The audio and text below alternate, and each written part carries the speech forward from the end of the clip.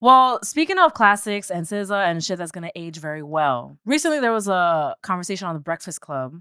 So Charlamagne and DJ Envy they were basically, if you watch the full clip, they were bigging up SZA. They were saying like she's like the biggest R&B girl of the generation, lethal pen, and she kind of like doesn't get as many flowers as she deserves. And then DJ Envy compared her to he was like, nah, I don't want to do it, but I don't want to do it. But then he said like a Mary J. Blige. So that conversation kind of went viral, and people were like, "What are you talking about?" So a lot of people started talking about like SZA and Mary J. Blige.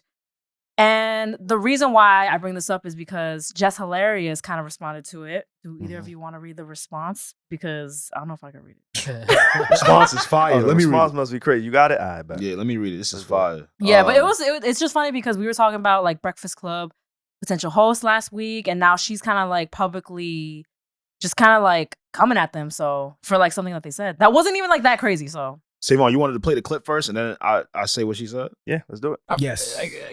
Do we really? Absolutely. Absolutely. I mean, if she gets all the radio play and stuff like that, she does. I feel she could get more awards, which I'm This is sure about she will. SZA. You know, They're talking about Grammys SZA are right next now. month, so she'll get those accolades. But do we really appreciate the once in a generational talent she is? No. We appreciate her music, right? Like you said, her song plays all the time, but her and what she does and how she performs and the songs that she writes. And how she does it. No, we don't. She still has an air of mystery about her. You know, she don't do a lot of press. She don't do a lot of interviews. You know, she just gives you the music. She don't flood you with music. Correct. You know, you get an album, then you get another album 5 years later. Right. Like she just does things the right way. The amount of music she sells, the music that she writes, the facts that it's all over the radio, is streamed. Do we respect and support her as we should, as the star that she is? I don't think people do. That's why I asked the question. No. I don't. Music, yes, but as the star that she is, no. Yeah, she's not putting on the proper pedestal. I think she correct. So this is comparing her she should be the to bar Mary J. for a lot Blige. of I'm people. still waiting for the Mary J. Right, Blige for a lot of comparison. artists. For new It's coming, artists, it's correct. It's coming? Okay. Yeah, I hate comparing artists, but she is There we that go. next. Or She's not was. next. She's now. When I mean next, it's like She's the now. when I look at SZA, I look at and I don't want to compare. No, I get what you're saying. That's what I mean. Mm. The way we had our Mary J. Blige. Right. That's what I was going to compare. She is this generation's We had Mary. our Beyonce. Correct. We still got our Beyonce. Yeah. Right. We've had our Rihanna. We still Right. got our Rihanna. But this She's is one of So he compared her to Mary J. Blige. Jess Hilarious posted out in her story and commented, "These niggas trash. Envy, shut up. I know artists be pissed when old heads do this because now everybody negatively comparing SZA to MJB.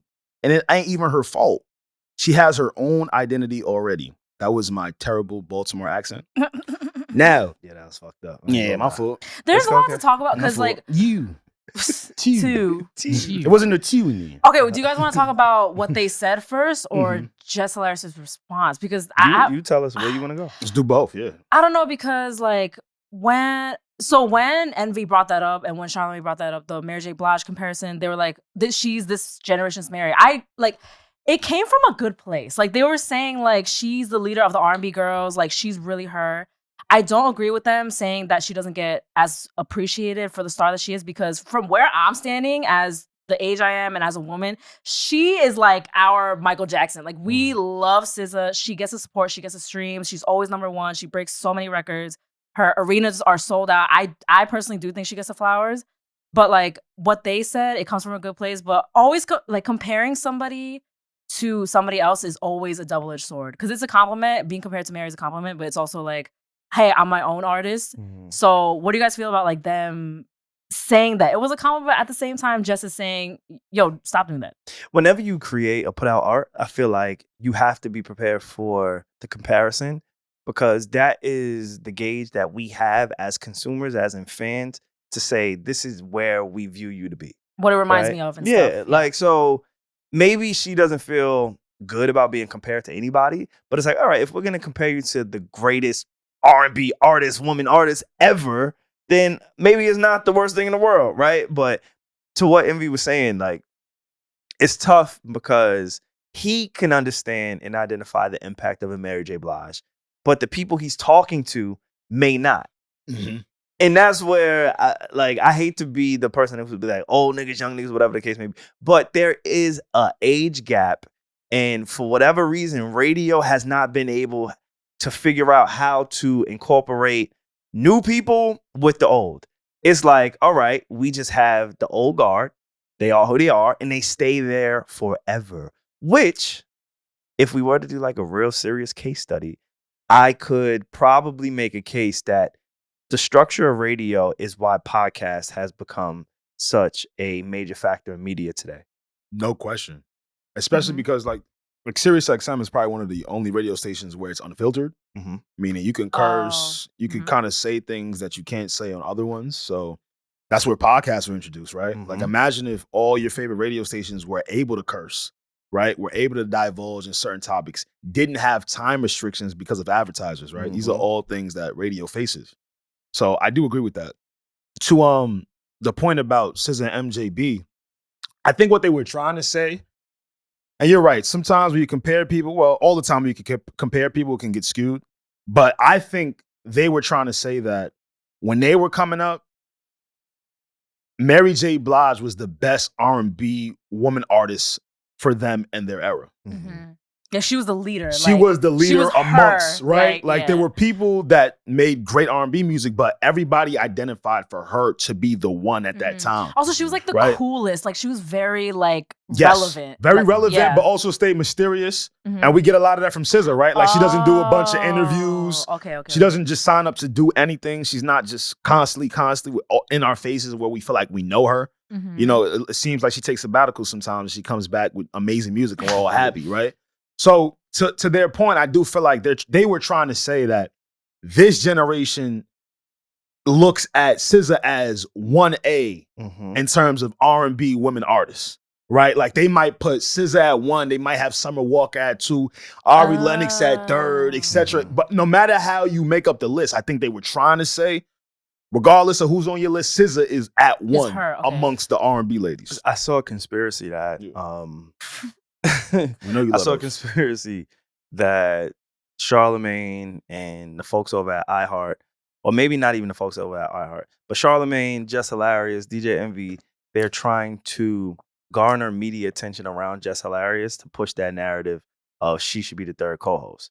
So I don't know how familiar y'all are with sports. Alex, I think you may know Spencer Dinwiddie more so. You be talking to me like I'm a bum when it comes. I'm about to check you on that shit on air. No, bro. You know I know sports. I know. Don't let these niggas think I don't know sports. I was talking to Regi in the audience. You know I know sports. Regi in the audience. This nigga be talking to me like I don't know sports. You know Do I know Spencer Dinwiddie I is? know you know Yeah, Spencer. I know. He a fucking free agent. I don't want him on my Laker team. He's not a free agent. They cut him. In his head he is. Right. He's trying to get out of there. But that's what I was about to say. I think the explanation is SaVon is feeling a little out of place with his sports knowledge because I beat him in a sports bet. So now he's having an identity crisis. Yeah. What she said. That's where it came from. What she said. We know you're a sports expert, Alex. For sure. Nah, for sure. It was misplaced anger. This nigga got me like Drew Walls out here. This nigga don't play sports. He do get ready with me videos. Drew will do it. That's who that nigga is to me. Drew will do it. But Spencer Dinwiddie, there's been conspiracies that he has purposely been playing terrible on the Brooklyn Nets so he could diminish his value so that he could get in a better situation. Lakers not taking Nets, like that's the conspiracy around Spencer Dinwiddie. I don't have to prove he's normally an above average player. Like he's pretty decent. He's really like he's a good player. Decent. He's not like Steph Curry, but he's also not like, you know, Tony Snell. For sure. Like he's good. And that Brooklyn Nets team is depleted when we're talking about point guard play, right? Exactly. Ben Simmons isn't playing. So a lot of people have been speculating that he has been tanking his value purposely in order to get out of the situation he's in. Yeah. I relate that to the Jess Hilarious shit because the conspiracy, the rumors, and the shit that I've read has said Jess Hilarious, Charlamagne, DJ Envy, they have been creating this public tension between themselves and iHeart because Jess Hilarious, she fucked up and she made an announcement that wasn't true, apparently.